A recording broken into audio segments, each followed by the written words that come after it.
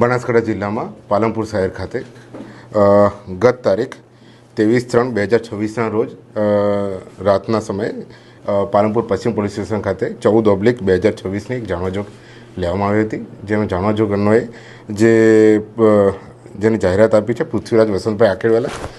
ઉંમર વર્ષ 23, તેમણે જણાવેલ હતું કે તેમની માતા જો દૂધ લેવા જવાનું કહી અને દૂધ લઈને પરત આવેલ ન હોય તે બાબતે ગુમ જાણવાજોગ પાલનપુર પશ્ચિમ પોલીસ સ્ટેશનમાં નોંધવામાં આવી હતી। આ ગુમ જાણવાજોગની તપાસ એએસઆઈ પ્રવીણભાઈ ધનાભાઈ નાવ મારફતે કરાવતા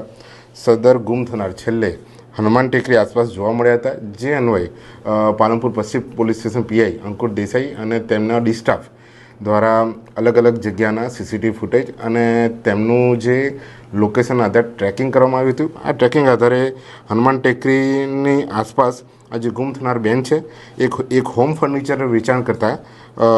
કરનાર રેખાબેન તેજાભાઈ રાઠોડ રહે રામદેવનગર, દેવાભાઈ અણદાભાઈ મુખીનો વાસ અર્બુદા સોસાયટીની સામે, ગુલબાઈ ટેકરા અમદાવાદ, હાલ રહે દેલવાડા, તેઓના આસપાસ ત્યાં એમનું લોકેશન મળેલ હતું અને ત્યાં તેમને છેલ્લે હાજરી જોવામાં આવી હતી। જે બાદ તેમણે જે હોમ ફર્નિચરનો જે એનો ઢાંચો જે બનાવેલો હતો ત્યાંથી તેઓ અંદર જે મરણ જનાર જે છે શાંતિબેન વસંતભાઈ આકેડીવાલા તેઓ એમાંથી બહાર નીકળ્યા ન હતા। જે આધારે અમને ખૂબ શંકા ગઈ હતી અને ડી સ્ટાફ અને પાલનપુર પશ્ચિમ પીઆઈ અંકુર દેસાઈ દ્વારા તેની તલસ્પર્શી તપાસ કરવામાં આવી હતી, જેમાં દરેક મુવમેન્ટનું અમે ટ્રેકિંગ કર્યું હતું। આના આધારે જેને રેખાબેનને જે અત્યારે પોસ્ટે લાવીને પછી પ્રયુક્તિપૂર્વક અમે એની પૂછપરછ કરી હતી। જે બાબતે તેઓએ અમને જણાવેલ કે શાંતિબેન પાસેથી અવારનવાર ધંધા અર્થે અને પશુપાલન માટે રોકડ રકમ અને સોનું મેળવેલ હોય તથા જે સોનું અને રોકડ રકમ શાંતિબેન પરત માંગતા હોય, જેથી આ સોનું અને રોકડ રકમ પરત આપવી ન પડે તે હેતુથી તેમને શાંતિબેનને મારી નાખવાનું કાવતરું ઘડેલ અને પોતાના પતિ તેમજ અન્ય 2 ઈસમો સાથે આખું આ કાવતરું બનાવેલું અને કાવતરાના ભાગરૂપે અલગ અલગ જગ્યાએથી પેટ્રોલ લાવી ફર્નિચર વેચવાની જગ્યાએ મૂકી દીધેલ, તેમજ ત્યારબાદ શાંતિબેને પોતાના હોમ ફર્નિચર વેચવાની જગ્યાએ બોલાવી પ્રસાદના બહાને તેમણે નશાકારક વસ્તુ ખવડાવી બેભાન કરેલ અને ત્યારબાદ પોતે બોલાવેલ 2 અન્ય ઈસમો મળી શાંતિબેને ક્લચના વાયર વડે ગળે ટૂંપો આપી મોત નિપજાવેલ હતું। ત્યારબાદ શાંતિબેનની લાશનો નિકાલ કરવા સારું શાંતિબેનની લાશને ધાબળામાં વીંટાળી એક પ્લાસ્ટિકના કટ્ટામાં ભરી છકડામાં ભરી દેલવાડા ગામ તરફ લઈ ગયેલા હતા, પરંતુ દેલવાડા ગામમાં તે સમયે માણસોની અવરજવર વધુ હોય